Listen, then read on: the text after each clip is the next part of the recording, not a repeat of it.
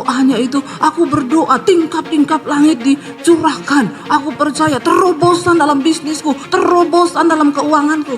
Setan bilang, Red, kalau kau berhenti hanya dipercaya, tidak ada ketaatan pada firman, maka imanmu tuh.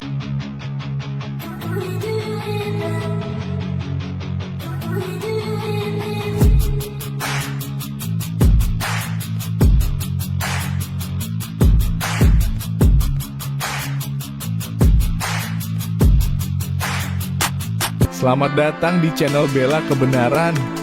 Kami hadir untuk memberikan informasi opini dan atau fakta terhadap situasi yang sedang terjadi.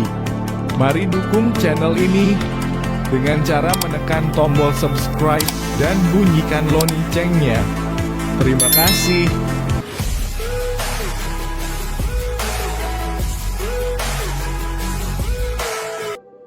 Amin, amin. Shalom Bapak Ibu.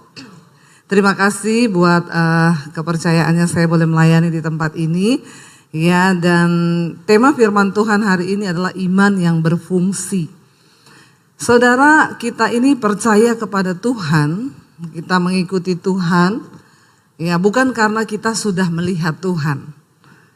Ada yang sudah pernah ketemu Tuhan Yesus di sini face to face, melihat Yesus seperti pada murid-muridnya dulu di Israel? Tidak ada kan? Yang belum pernah lihat Tuhan Yesus angkat tangan. Yang sudah pernah lihat, karena masih ada yang nggak angkat tangan, yang bingung angkat kaki. Iya, saudara, saya percaya kita hari ini percaya kepada Yesus. Bukan karena kita sudah melihat Dia. Alkitab berkata, sekalipun engkau belum pernah melihat Dia dengan mata, tapi engkau percaya kepada Dia. Itu yang namanya iman. Amin. Ya, kita beriman kepada Tuhan bukan karena kita sudah melihat Dia, tapi karena kita percaya bahwa Yesus adalah Tuhan dan Juru Selamat. Kita baca dulu ayat yang ke Ibrani 11, ayat yang pertama mulai saudara. Ya, jadi sayang kalau kita ini punya iman, tapi iman itu mati dan tidak berfungsi. Dan itu yang saya lihat banyak dalam kehidupan orang Kristen. Mereka setiap hari duduk di gereja, ya, tapi iman itu tidak berfungsi sama sekali. Ketika menghadapi masalah mereka stres, ketika menghadapi pergumulan mereka tertekan, ya bahkan banyak yang terlilit dengan pinjol, ya karena imannya mati, saudara. Ibrani 11 ayat yang pertama, firman Tuhan berkata begini, iman adalah dasar dari segala sesuatu yang kita harapkan dan bukti dari segala sesuatu yang tidak kita lihat. Sekali lagi kita baca bersama 1, 2, 3. Iman adalah dasar dari segala sesuatu yang kita harapkan dan bukti dari segala sesuatu yang tidak kita lihat. Jadi iman ini luar biasa karena dalam iman ada dua unsur, harapan dan bukti. Ya, ini susah. Tapi kalau kita sudah mengerti dan mempraktekannya, ini luar biasa saudara. Di dalam iman ada harapan kita, tapi dalam iman juga ada bukti yang belum kita lihat. Tapi kita percaya, karena itu ya susah-susah gampang memang. Kita lompat Ibrani 11 ayat yang ke-6 saudara. Baca bersama Ibrani 11 ayat yang ke-6. 1, 2, 3. Tetapi tanpa iman tidak mungkin orang berkenan kepada Allah. Sebab barang siapa berpaling kepada Allah, ia harus percaya bahwa Allah ada dan bahwa Allah memberi upah kepada orang yang sungguh-sungguh mencari Dia.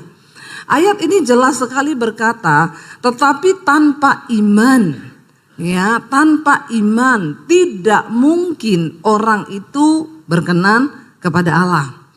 Ya, tanpa iman. Nah, iman yang bagaimana saudara? Ya, dikatakan sebab barang siapa yang berpaling kepada Allah, melihat kepada Tuhan, percaya kepada Tuhan, dia harus percaya bahwa Allah itu ada. Lucu ayat ini. Dikatakan tanpa iman tidak mungkin orang berkenan kepada Allah. Dan barang siapa berpaling kepada Allah, ia harus percaya bahwa Allah ada. Ternyata banyak orang yang sudah berpaling kepada Tuhan, melihat kepada Tuhan, percaya kepada Yesus, tapi gak sungguh-sungguh percaya bahwa Tuhan itu ada. Karena itu saya sering mendengar dari mulut orang Kristen ketika mereka konseling, Bu, apakah Tuhan itu ada? Ya, ternyata banyak orang yang duduk di kursi gereja setiap hari Minggu percaya, mengaku percaya Tuhan, bahkan melayani Tuhan. Ya, tapi ternyata mereka tidak sungguh-sungguh percaya bahwa Tuhan itu ada. Makanya tidak banyak yang mengalami mujizat dalam hidup mereka. Dan dikatakan di sana Allah itu memberi upah loh kepada orang yang sungguh-sungguh apa?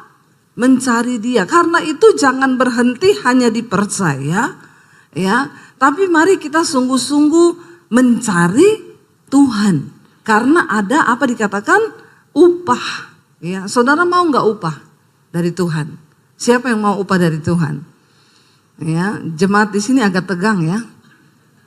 Saya nggak tahu ini karena faktor apa ya. Jadi tapi ya saya berdoa supaya kita semua membuka hati bagi firman Tuhan, saudara ya. Dikatakan ada upah loh, ada upah bagi mereka yang sungguh-sungguh mencari Tuhan. Dan kita kalau dapat upah dari manusia seneng nggak saudara? Ya seneng tentunya ya. Kita dapat upah setiap bulan kita bekerja dikasih upah. Seneng kalau sudah gajian. Nah kalau Tuhan yang kasih kita upah, luar biasa nggak? Luar biasa, lebih luar biasa lagi saudara. Nah kita mau belajar saudara. Di dalam Alkitab ada satu orang yang dikatakan dia itu bapa orang beriman. Yaitu siapa? Abraham. Kenapa Abraham dikatakan sebagai bapa orang beriman? Tentunya karena imannya sudah teruji. Amin. Kita nggak bisa dikatakan beriman, percaya kepada Tuhan kalau iman kita belum diuji. Ya, saya yakin saudara semua pasti punya pengalaman ujian iman. Ya, saya yakin orang yang mengaku percaya Tuhan itu harus mengalami pengalaman ujian iman. Kalau saudara belum mengalami, saya doakan supaya diuji. Amin. Ya, harus saudara. Karena tanpa ujian, iman kita tidak mungkin terbukti. Ya, dikatakan di sana Abraham itu bapa orang beriman. Kalau kita baca Ibrani 11, kenapa dikatakan ayat yang ke-8 sampai ayat yang ke-11? Kenapa Abraham itu dikatakan bapa orang beriman? Ibrani 8 ayat 11. Ibrani 11 ayat yang ke-8 saudara. Firman Tuhan berkata di sana begini saudara. Karena iman apa? Abraham taat. Ya sampai di sini dulu. Karena iman Abraham taat. Ternyata tidak mungkin kita taat sama Tuhan tanpa iman. Sebaliknya iman tanpa ketaatan itu kosong. Di dalam Yakobus dikatakan engkau percaya hanya ada satu Allah saja itu baik. Tapi setan juga percaya akan hal itu. Jadi kalau iman kita hanya sampai dipercaya, maka kita satu level sama. Dengar baik-baik ya. Yakobus berkata, engkau percaya hanya ada satu Allah saja. Itu baik, tapi setan juga percaya akan hal itu. Jadi kalau level iman kita hanya sampai dipercaya, berarti kita satu level sama setan. Ya, enggak usah takut-takut bilang satu level sama, bilang kanan kirimu, jangan-jangan kamu satu level loh sama setan. Ya, kalau kamu cuma punya iman tok, percaya tok sama Tuhan, maaf, jangan sombong. Anda duduk setiap minggu di gereja di sini, ya, jangan sombong. Masih banyak orang Kristen yang satu level imannya sama setan, karena hanya berhenti di percaya. Ya, kita percaya pada Tuhan, setan juga percaya. Jadi apa bedanya kita sama setan? Kalau kita hanya berhenti di percaya. Abraham dikatakan orang bapa orang beriman, kenapa? Karena dikatakan karena iman Abraham taat. Apa itu taat? T-A-A-T. Tidak ada alasan titik. Amin. Bilang kanan kirimu, taat. Ya. Setelah kita beriman, kita harus masuk ya pada yang namanya ketaatan. T-A-A-T. Tidak ada alasan titik. Nggak usah tanya. Karena iman Abraham taat. Sudah nggak ada alasan. Titik, percaya sama Tuhan. Ketika apa? Ia dibaca Alkitab ya. Ayat ulang lagi. Karena iman Abraham taat ketika ia dipanggil untuk berangkat ke negeri yang akan diterimanya menjadi milik pusakanya. Lalu ia berangkat dengan tidak mengetahui tempat yang ia tuju. Saya mau tanya, negeri itu sudah diterima belum? Ya, sudah dilihat belum? Tetapi Abraham taat. Kalau Abraham tidak berangkat, dia lihat nggak negeri itu? Nah, kalau dia meragukan Tuhan dan tidak percaya ketika disuruh berangkat, karena mungkin dia takut, karena memang belum dilihat, ya, lalu dia memutuskan untuk tidak berangkat. Kira-kira Abraham melihat nggak negeri yang luar biasa itu? Nah, di sini saudara, banyak orang Kristen tidak pernah melihat janji Tuhan karena mereka tidak berani taat. Melakukan apa yang Tuhan suruh. Jangan berhenti, tetapi masuk di dalam ketaatan. Zaman Abraham dipanggil ini saudara, belum ada Google Map. Ya, belum ada peta. Jadi Tuhan tidak kasih tahu kemana. Kalau ada peta, ada Google Map, enak. Nanti saya Sherlock ya kata Tuhan. Ya, kamu tinggal ikuti aja 500 meter belok kiri. Ya, 1000 meter belok kanan. Ya, di depan ada polisi. Kan enak ya dikasih tahu sekarang ya. Google Map itu pokoknya maha tahu saudara. Ya, tetapi persoalannya ketika zaman Abraham belum ada peta, belum ada Google Map. Apa yang menjadi dasar dia memperoleh janji Tuhan? Karena iman. Karena imannya hidup. Orang Kristen sekarang banyak imannya mati. Ya, bahkan mungkin tidak mati, tapi sekarat, nggak hidup, nggak mati. Imannya setengah mati. Orang yang punya iman setengah mati tidak mungkin bisa melihat janji Tuhan. Karena kau berhenti dipercaya. Ya. Tapi orang Kristen tuh kalau nyanyi itu doa luar biasa. Aku percaya pintu-pintu surga terbuka. Kayak iya oh. Ya, setan yang dengar juga ketawa saudara ya. Maaf aja ya, lu aja nggak taat sama Tuhan. Kok bisa berdoa begitu? Saya suka ketawa kalau dengar orang Kristen tuh doa kayak iya oh. Ya, setan bilang kok kayak iya oh. Ya, doanya itu aku berdoa tingkap-tingkap langit dicurahkan. Aku percaya terobosan dalam bisnisku, terobosan dalam keuanganku. Setan bilang, "Pret, kalau kau berhenti hanya dipercaya, tidak ada ketaatan pada firman, maka imanmu itu tidak mungkin berfungsi, tidak mungkin hidup." Dikatakan karena iman lalu berangkatlah Abraham ke negeri yang tidak diketahui. Dia pergi ke tempat yang dia tidak tahu. Ikut Tuhan itu ngeri-ngeri sedap. Kita seringkali dibawa ke tempat-tempat yang nggak kita tahu di sana ada apa. Memang uji nyali saudara. Ikut Tuhan itu uji nyali. Seringkali kita dibawa ke tempat-tempat yang kita tidak mau, yang kita tidak inginkan. Abraham, dia bisa saja memilih, saya sudah enak di sini. Ya, di rumah keluargaku, aku tinggal terusin usaha bapakku, ya, tinggal terima warisan, udah beres semua. Tapi Tuhan itu tidak seperti itu. Tuhan ingin engkau mengalami dia secara pribadi, supaya engkau bisa cerita bahwa kau punya Tuhan yang hidup. Amin. Ya, ada yang bilang, memang Bu orang kaya-kaya itu sombong. Jangan salah, miskin sombong juga banyak. Ya, bukan cuma kaya yang sombong, miskin.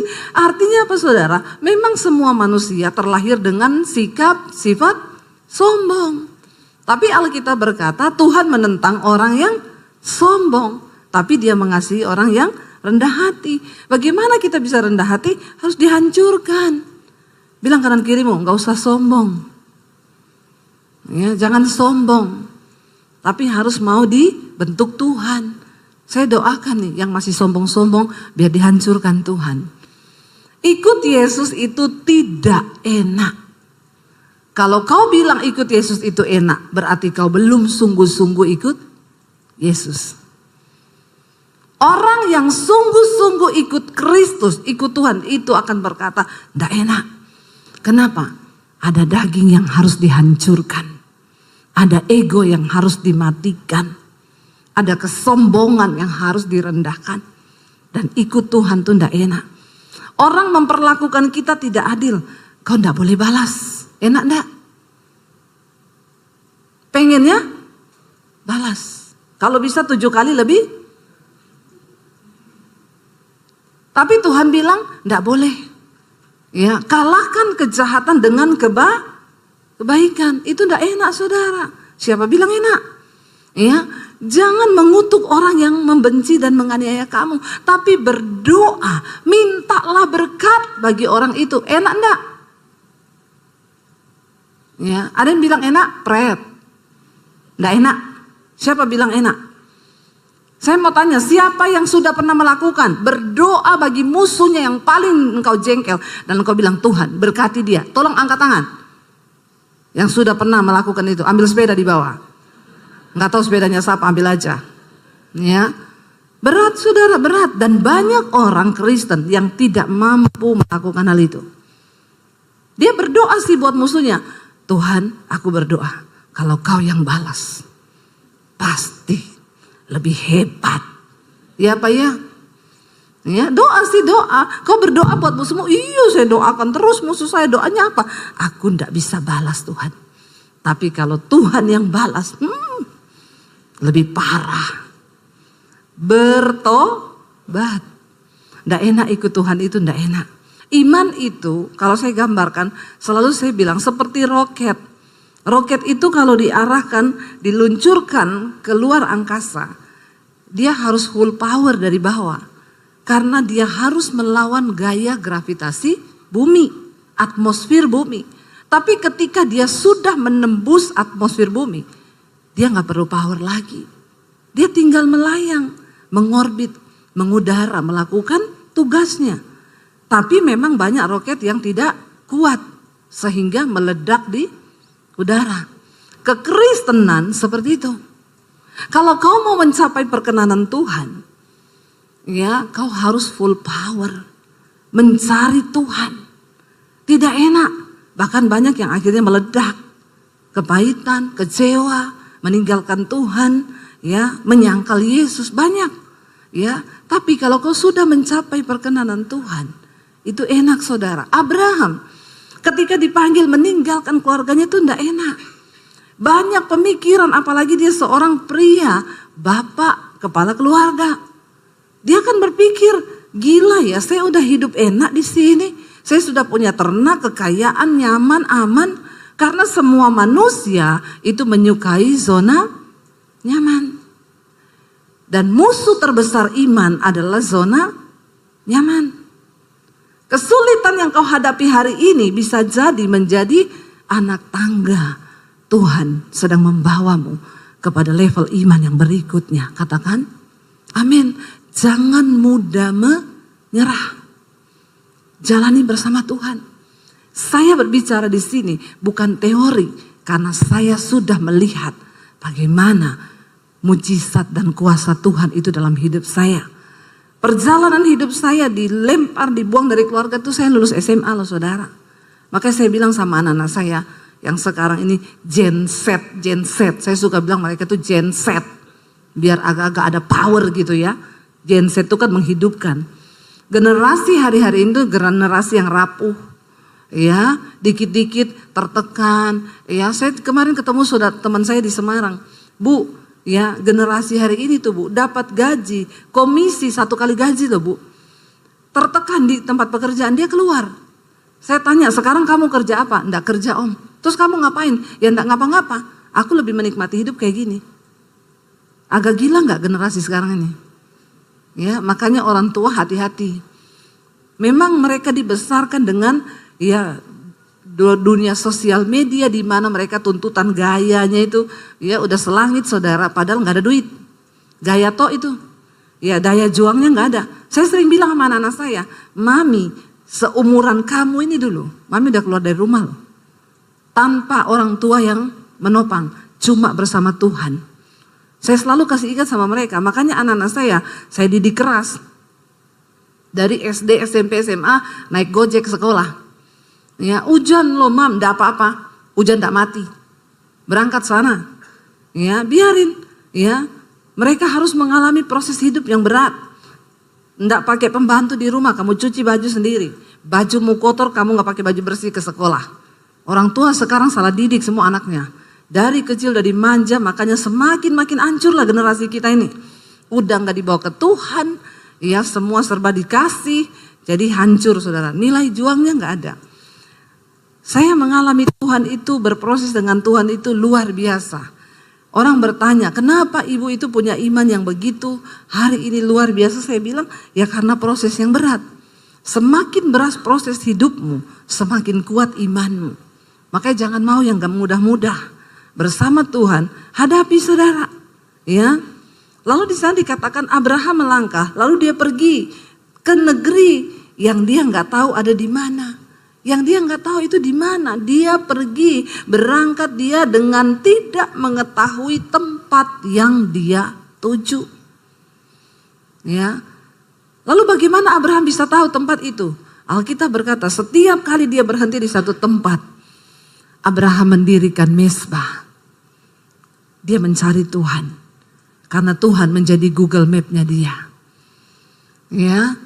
Setiap kali dia berhenti, Tuhan aku gak tahu mau kemana. Dia mendirikan mezbah, lalu Tuhan kasih arah.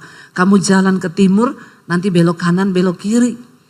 Orang Kristen sekarang bahkan sudah gak bisa dengar suara Tuhan. Ya, banyak yang bilang, Bu dengar suara Tuhan. Bagaimana caranya ya? Saya gak bisa tuh dengar suara Tuhan. Mari kita bertobat saudara. Lalu dikatakan di sana saudara, karena iman, ayat yang ke-9, ia diam di tanah yang dijanjikan itu, seolah-olah di suatu tanah asing, dan dikatakan di situ ia tinggal di kemah dengan Ishak dan Yakub yang turut menjadi ahli waris janji yang satu itu. Sebab ia menanti-nantikan kota yang mempunyai dasar, yang direncanakan dan dibangun oleh Allah. Saya mau tanya, berdiam di tanah asing yang dia tidak tahu, dia baru di situ, dan zaman itu saudara belum seperti sekarang. Tanah asing itu benar-benar ya tidak ada apa-apanya. Kira-kira enak nggak saudara? Nggak enak. Tapi orang Kristen sekarang suka cari yang enak. Tuhan suka bekerja dengan yang tidak enak. Daging ini adalah musuh terbesar dari iman. Sebab daging ini gak mau diproses. Tapi Tuhan cara kerjanya proses daging. Gak bisa kita berkenan saudara kalau masih ada daging. Dikatakan dengan iman juga Abraham diam di tanah yang dijanjikan itu seolah-olah di satu tanah asing. Itu gak enak. Pasti dia pengen pulang terus. Ya, tetapi dia percaya bahwa Tuhan sudah merencanakan satu kota yang akan dibangun oleh Allah sendiri.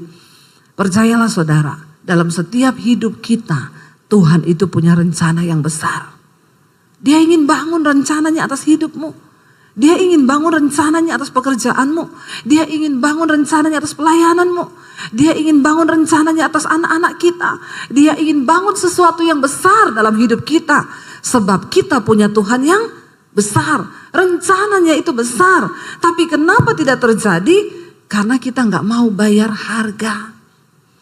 Kita gak suka dengan ketidaknyamanan. Kita suka dengan kenyamanan. Dan kita gak mau taat. Karena yang menurut kita itu tidak enak. Tapi tidak ada saudara janji Tuhan yang didapatkan dengan begitu saja. Kenapa nama-nama tercatat di Alkitab? Yusuf, Daud, Paulus. Karena mereka adalah orang-orang yang membuktikan perjuangan iman mereka. Dan mereka keluar sebagai pemenang-pemenang. Enggak ada cerita Alkitab yang enak.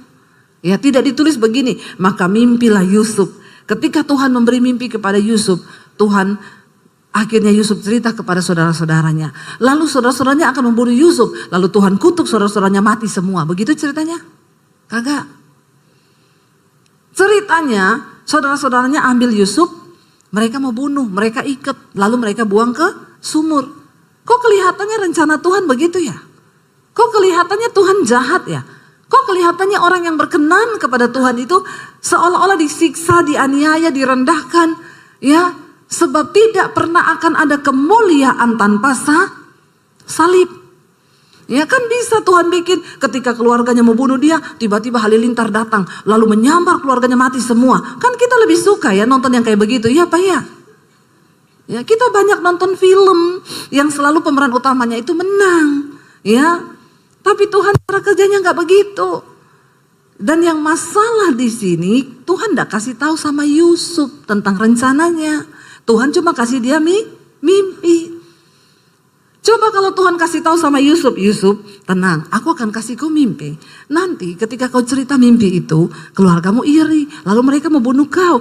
Tapi tidak usah takut, nanti kau akan dibuang ke sumur, lalu akan ada saudagar yang ambil kau dari sumur. Lalu dia bawa kau ke Mesir, sampai di Mesir nanti kau jadi budaknya. Lalu kau akan diangkat di rumah Potifar. Setelah itu istri Potifar akan ganggu kau. Tapi tenang Yusuf, memang kau akan dipenjara. Tapi justru di penjara itulah kau akan ketemu dengan pencampur minuman raja, karena penjara akan menjadi jalan bagimu untuk bisa masuk ke istana Raja Fir'aun. Tuhan kasih tahu gitu nggak? Kalau dikasih bocoran, enak nggak? Enak toh. Yusuf akan yes. Kapan aku di penjara ya? Kapan ya? Kok belum ya? Kok belum difitnah ya? Kok belum digoda ya sama istri Potifar?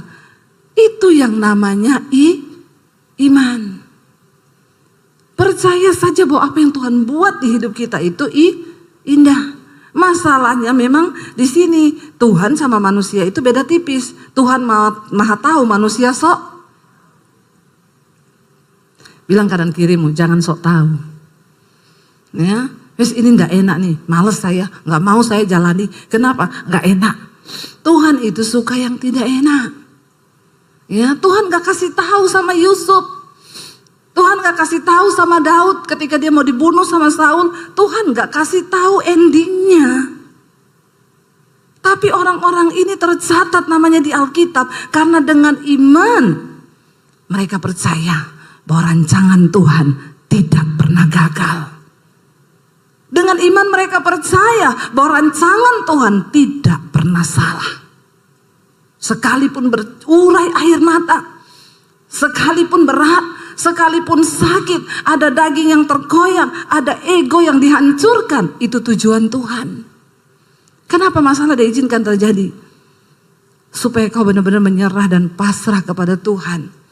Tuhan gak kasih tahu Abraham endingnya bakal seperti apa, ya. Tetapi Abraham percaya ada satu kota yang akan dibangun oleh Allah dan itu masuk dalam rencana Tuhan atas kehidupannya, saudara.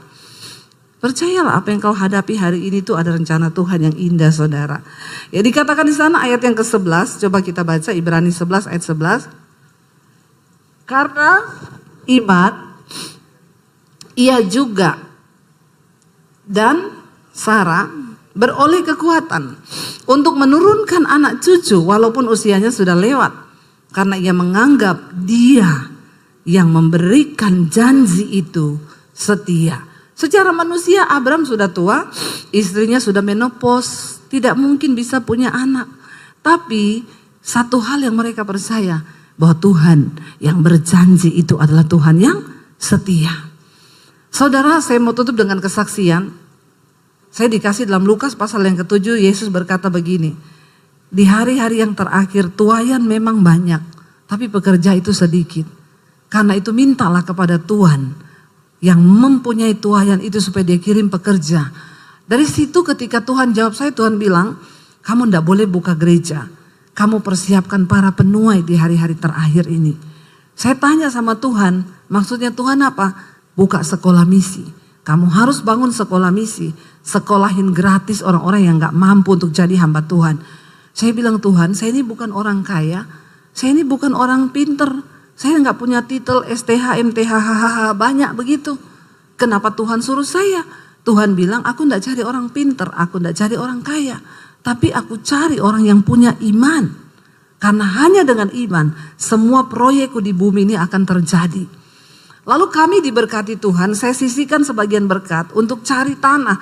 Saya dan suami kalau pelayanan ke Surabaya kami naik mobil. Kami cari tanah di daerah Tawangmangu, saya cari daerah dingin ya supaya dekat gunung, dekat Tuhan lah ya. Kalau sekolah Alkitab di kota itu dekat mall. Nanti hamba Tuhannya jadi hedon ya, bukan dekat Tuhan. Kalau dekat gunung dia bangun pagi lihat gunung, lihat Tuhan gitu kan. Akhirnya saudara kami cari di daerah Karanganyar, Tawangmangu sana. Ada yang izinnya dapat, tapi harganya mahal. Ada yang harganya dapat, izinnya nggak dapat.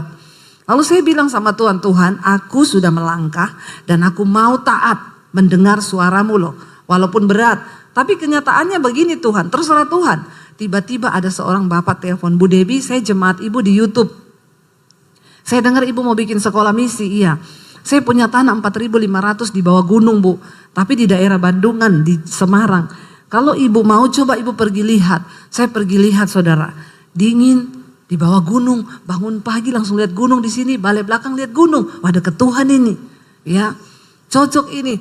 Iya Pak, saya cocok Pak. Oke kalau ibu cocok, tanda tangan di depan notaris diserahkan tanah itu. Ya, saya pikirnya tadi paling bangun 500 juta sampai 1 miliar lah. Setelah itu ada orang datang, Bu saya pemborong. Ya saya juga jemaat ibu di YouTube, saya nanti yang borong ibu gak usah bayar saya. Bu saya yang bagian desain, saya mau gambar ibu gak usah bayar saya.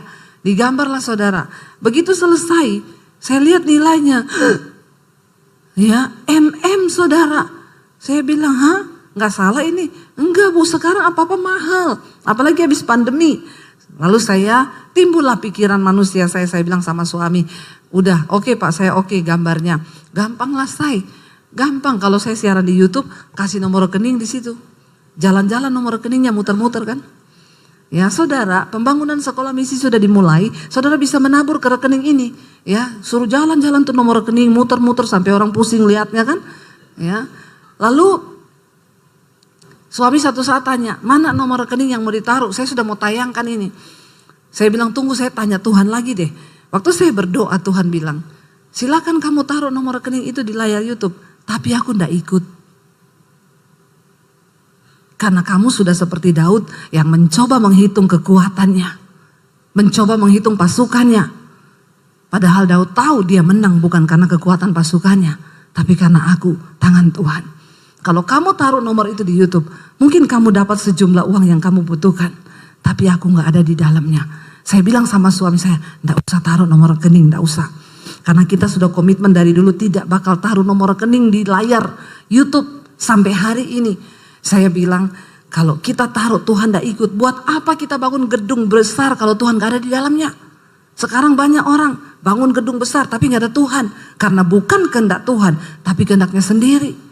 Lalu saudara saya bilang sama suami tidak usah. Lalu kami mulai berjalan. Saudara tahu pembangunan pertama. Pemborong bilang, Bu tanggal sekian kita peletakan batu pertama, ibu bisa datang, tolong bawa uang pertama 400 juta saja dulu Bu. Oke, saya bilang sama suami, di tangan saya ada uang cash 150 juta, nanti kalau mau pergi kita mampir di rekening, kita ambil di bank, kurang 250 juta. Saudara, 2 hari sebelum ke Bandungan, Semarang, ada ibu telepon saya, Bu Debbie, saya boleh main ke rumah ibu enggak? Kenapa? Saya mau antar es krim buat ibu. Oh iya, ya udah kalau mau ngantar es krim saya kasih alamat, dia datang bawa es krim. Bu ini es krim buatan saya, enak banget ibu coba, kalau mau minta lagi nanti saya kasih. Saya bikinin. Bu ini ada berkat, saya disuruh Tuhan gak tahu. Pokoknya Tuhan suruh saya datang ke ibu 50 juta. Tuhan suruh saya kasih ke ibu. Oh iya terima kasih Bu, kami gak pernah ngomong ke siapapun. Kami gak ngomong, cuma Tuhan yang tahu. Akhirnya saya bilang berarti kita tinggal ambil 200 juta. Besok aja kalau mau berangkat. Sehari sebelum kami ke Semarang. Ada orang telepon, Bu saya dari Kanada. Saya disuruh Tuhan ketemu ibu. Saya mau ketemu ibu. Nggak bisa Pak, saya nggak ada waktu. Besok saya harus berangkat ke Semarang, ke Bandungan. Please Bu, di dekat rumah ibu aja lah. Ketemu di Starbucks apa di mana. Sebentar aja, penting. Kami ketemu, akhirnya saya kasih waktu, oke ketemu. Waktu ketemu dia ngobrol banyak, dia diberkati lewat channel YouTube saya. Dipulihkan, Bu. Sudah 3 bulan ini saya tahan. Tuhan suruh saya kasih berkat ini sama ibu. Ini ada uang 200 juta. Saya nggak tahu Tuhan mau suruh apa, tapi ini Tuhan suruh saya kasih. Jadi saudara, saya akhirnya hari itu benar-benar membawa uang ke sana, peletakan batu pertama 400 juta.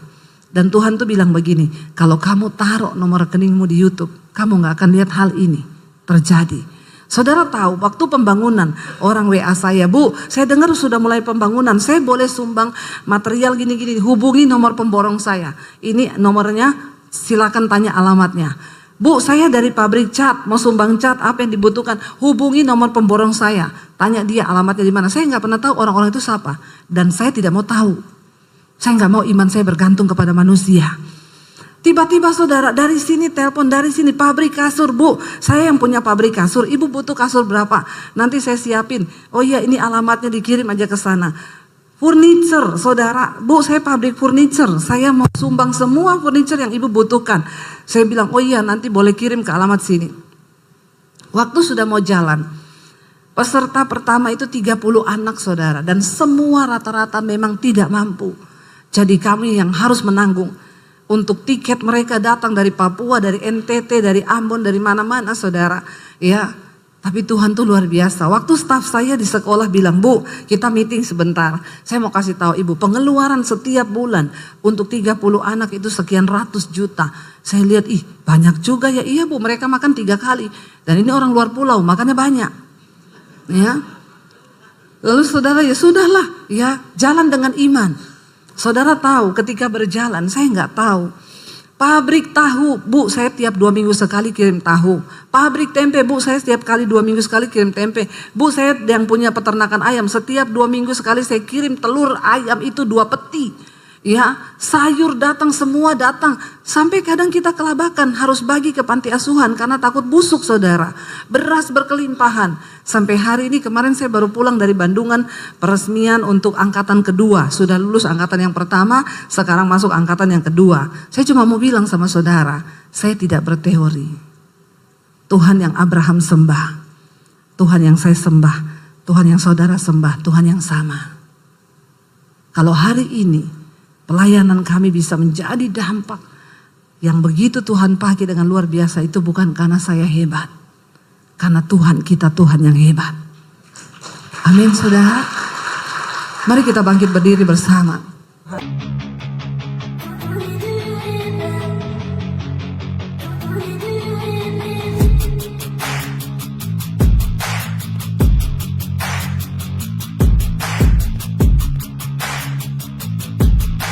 Terima kasih sahabat sudah menyaksikan tayangan kami hari ini. Tuhanlah yang membalas dan memberkati kita semua. Apabila sahabat diberkati, marilah kita dengan murah hati untuk share video ini kepada teman-teman kita yang lain, kepada grup-grup keluarga dan sebagainya. Dan jangan lupa meninggalkan komentar di bawah video ini, serta menekan tombol subscribe video kami, sehingga sahabat tidak ketinggalan video-video terbaru dari kami. Terima kasih. Tuhan Yesus memberkati kita semua. Dan dengarkanlah firman Tuhan singkat ini. Mintalah maka akan diberikan kepadamu. Carilah maka kamu akan mendapat. Ketuklah maka pintu akan dibukakan bagimu. Kita harus melakukan sesuatu sampai sesuatu itu akan terwujud atas hidup kita. Minta, cari dan ketuklah maka Tuhan pasti membukakan pintu. Lukas 18 ayat 1. Yesus mengatakan suatu perumpamaan kepada mereka untuk menegaskan bahwa mereka harus selalu berdoa dengan tidak jemu-jemu. Kita berdoa dengan tidak jemu-jemu. Terus minta maka pasti akan diberikan. Tuhan Yesus berkata, karena itu aku berkata kepadamu, apa saja yang engkau inginkan ketika engkau berdoa, percayalah bahwa engkau telah menerimanya dan engkau akan memilikinya. Amini ayat firman Tuhan ini bahwa Tuhan pasti memberikan segala sesuatu yang kita butuhkan. Semoga Allah, sumber pengharapan, memenuhi kamu dengan segala sukacita dan damai sejahtera dalam iman kamu, supaya oleh kekuatan Roh Kudus kamu berlimpah-limpah dalam pengharapan. Terima kasih. Apabila sahabat ada komentar dan pendapat yang lain terhadap video hari ini, boleh tuliskan komentarnya, pendapatnya di kolom komentar di bawah video ini, sehingga kita boleh diskusi di sana.